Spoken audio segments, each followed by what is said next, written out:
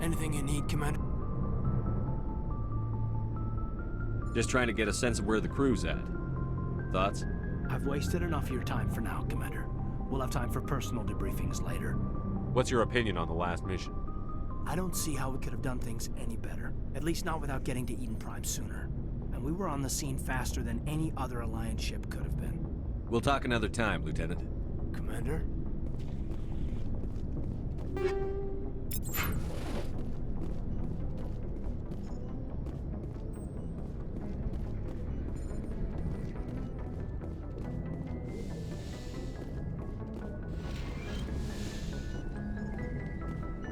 Yes, Commander? Is there something you need? How did you end up serving on an Alliance ship? I enlisted right out of med school. Earth always seemed boring to me. Too safe, too secure. I figured the colonies were teeming with exotic adventure. I wanted to travel the stars, tending the wounds of tough soldiers with piercing eyes and sensitive souls. Turns out military life isn't quite as romantic as I'd imagined. But humanity needs the Alliance if we want to keep expanding through the Traverse, and the Alliance always needs good doctors. So I stayed on to do my part. Ever think you made the wrong choice? Sometimes I think about opening a private practice back on Earth, or maybe taking a position at one of the new med centers out in the colonies. But there's something special about working on soldiers. If I left the Alliance now, I'd feel like I was abandoning them. How well do you know the Lieutenant? I'd never worked with him before this mission. But he has an impressive service record, over a dozen special commendations. Tends to keep to himself, though. Maybe because of the headaches. It's not easy being an L2. What does that have to do with it? Well, most biotics now use the L3 implants.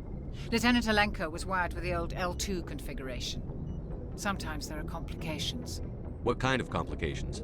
Severe mental disabilities, insanity, crippling physical pain. There's a long list of horrific side effects. Caden's lucky. He just gets migraines. I should go. Goodbye, Commander.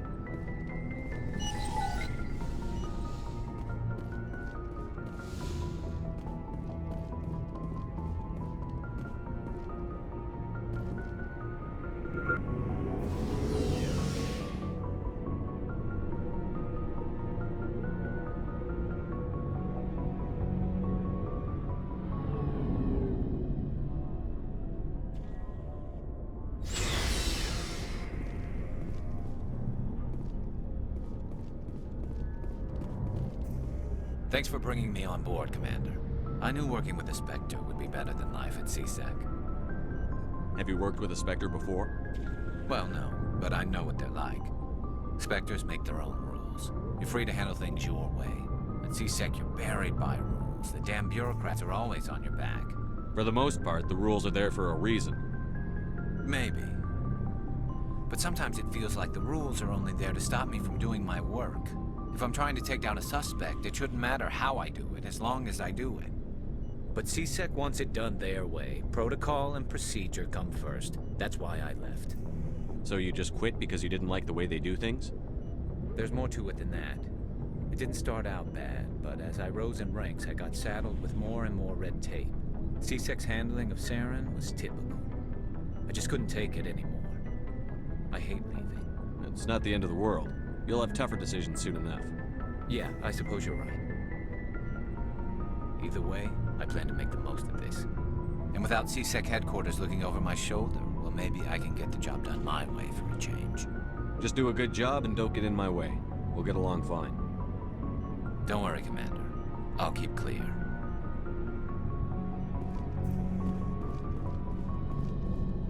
Nice ship you've got, Shepard. What can I do for you? What's your story, Rex? There's no story. Go ask the Quarian if you want stories. So long, Rex. Shepard. Commander? What's your opinion on the last mission? Kinda wish you'd got there sooner, Commander. No offense, I appreciate the rescue. I just wish...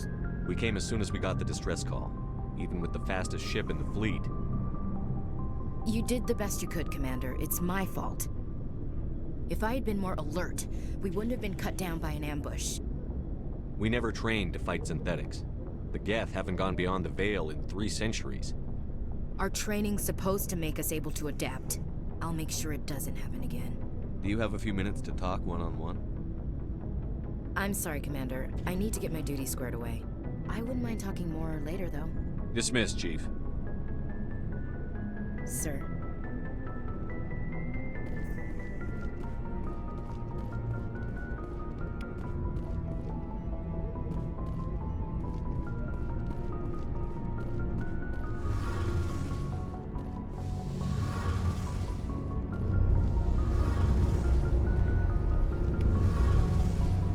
Hey, Commander, you know that Quarian, Tally?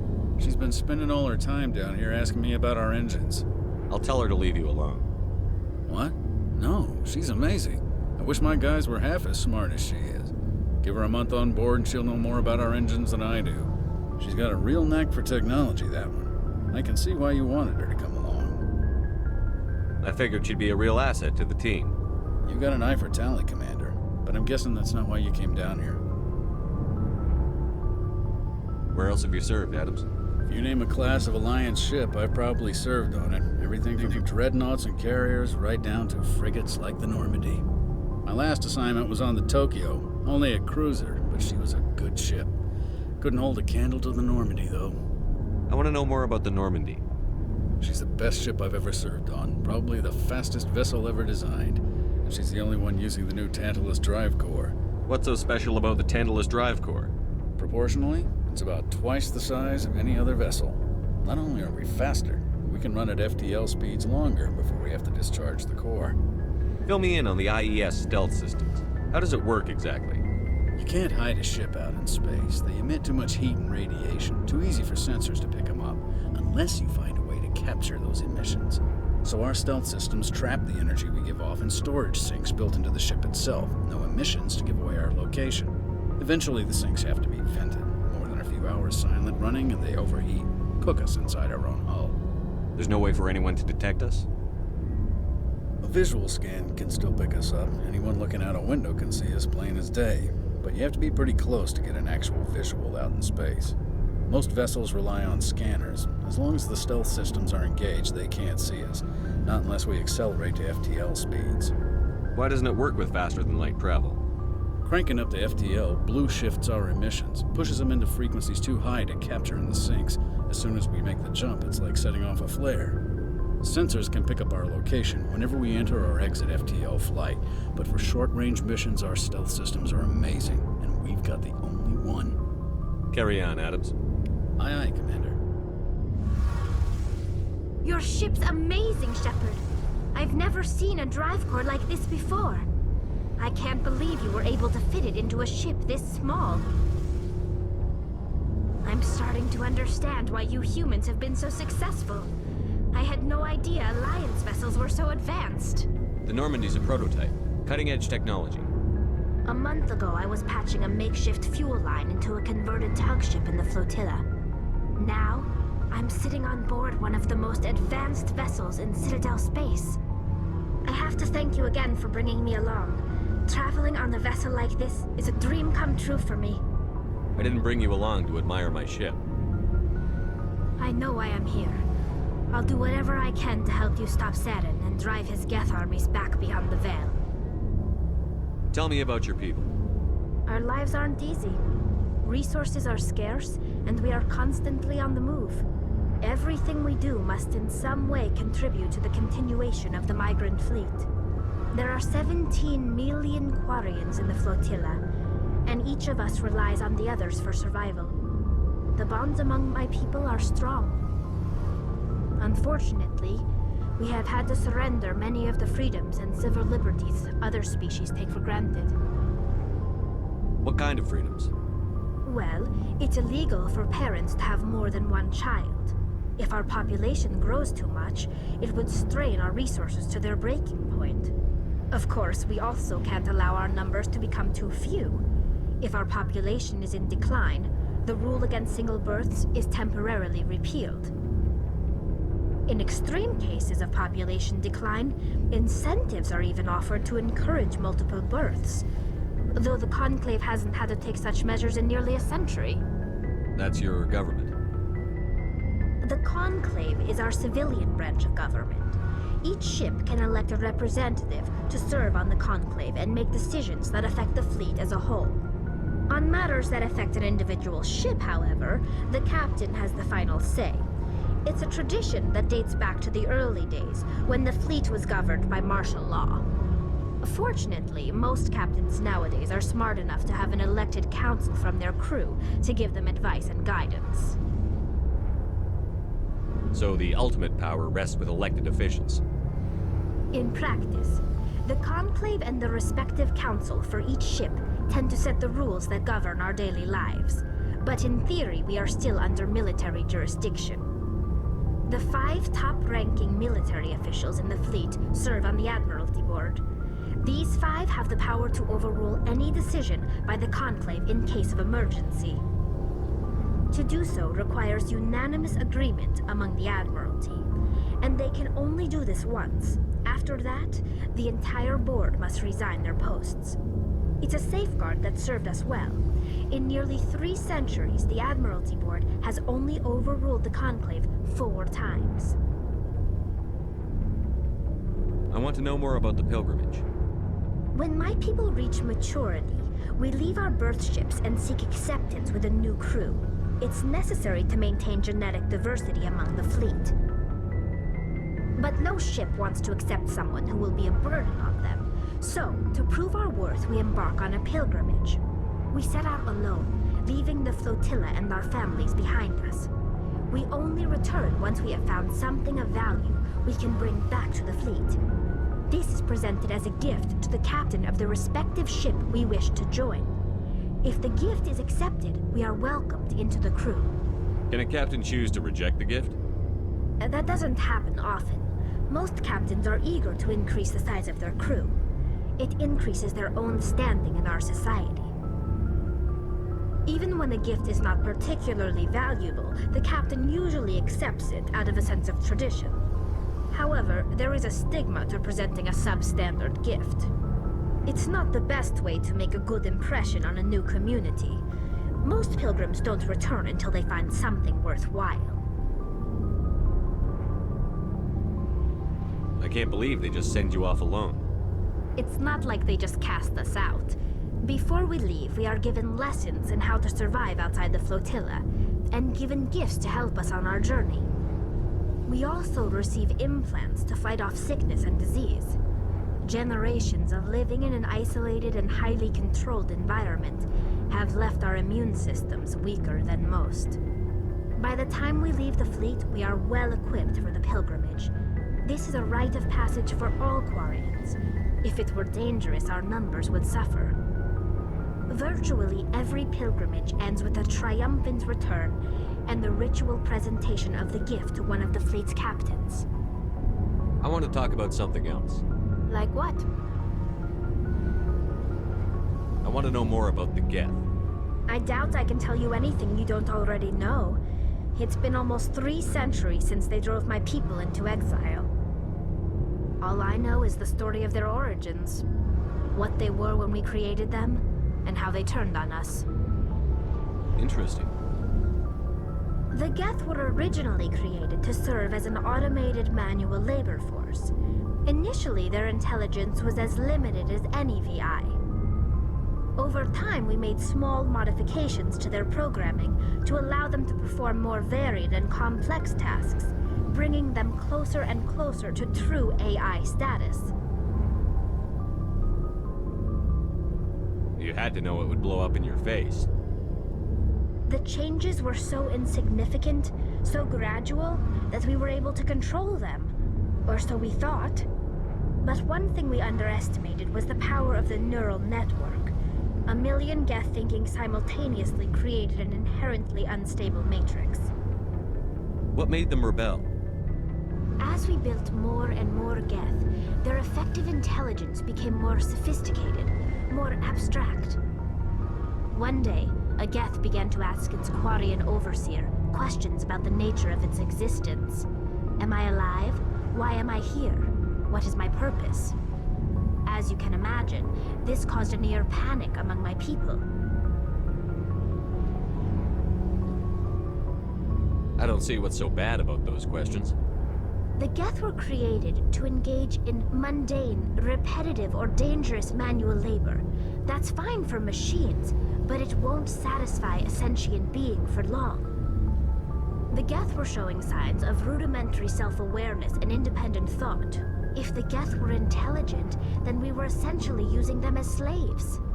It was inevitable the newly sentient Geth would rebel against their situation. We knew they would rise up against us, so we acted first. A general order went out across all Quarian-controlled systems to permanently deactivate all Geth. The Geth responded to this order violently. You're the ones who started the war.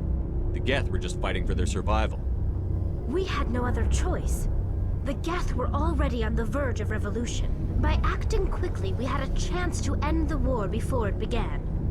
The hope was that most of the Geth would still be little more than machines, incapable of organized resistance. But they had progressed much further than anyone anticipated. The war was long and bloody. Millions upon millions of Quarians died at their hands. In the end, we were forced to flee our own homeworld. We feared the Geth would pursue us, but they never came beyond the veil. Now we drift through space, exiled, searching for a way to reclaim what was once ours. It's hard to feel sorry for you. Your ancestors tried to wipe out another species. We made a mistake when we created the Geth in the first place, but we did not make a mistake when we went to war against them. If we had not acted, they would have wiped us out. They're a synthetic life form. They have no use for organics. None. Why do you think they cut themselves off from the rest of the galaxy? Why do you think they've killed every organic being who's ever tried to contact them? They didn't kill Saren. What does that tell you? The Geth are not innocent victims in all this. They're the enemy. They want to destroy us. Not just the Quarians. All organic life. That's why they've joined up with Saren. And that's why we have to stop him. I should go. See you later.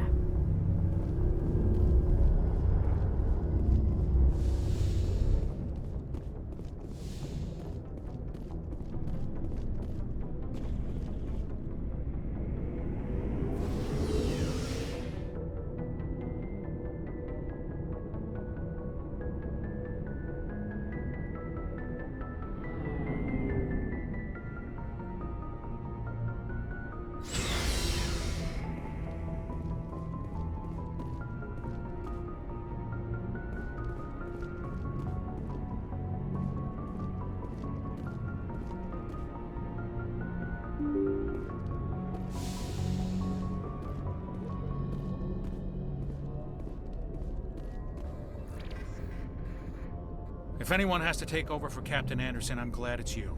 I'm not sure about having non-humans on our ship, though. We're all on the same team here, Presley. With all due respect, sir, that's what they said about Nihilus. Look how that turned out. I'm in charge here, Presley. I decide if we have non-humans on this vessel. Yes, sir. Understood, sir. Speak freely, Presley. I want to know if you have a problem with non-humans. It's not that, Commander. Humanity has always handled its own problems. Saren attacked one of our colonies. We should be the ones to stop him. We don't need their help. Some people think asking for help is a sign of weakness. That's just being stupid and stubborn. No matter how strong you are, allies can make you stronger. I guess so. Maybe I'm just stuck in the old ways of thinking. But don't worry, Commander. This won't be a problem. How did you end up assigned to the Normandy? I signed up with the Alliance as a navigator right out of school. Following in my grandfather's footsteps, I guess. My first posting was on the Agincourt. We were one of the first reinforcements to arrive at Elysium after the Blitz hit. Those raiders were no match for an Alliance frigate. Of course, the only reason the colony was still standing was because of you, Commander. I can't believe you held out as long as you did. How'd you end up on the Normandy? I got my officer's commission after Elysium. Must have made an impression on the right people. Captain asked for me when he was picking his crew. Carry on, Presley. Yes, sir.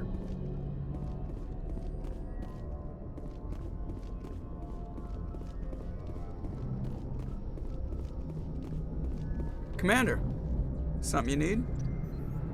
How's the Normandy performing? Is she everything they said she'd be? She's the best ship in the fleet, if you've got a pilot who knows how to handle her.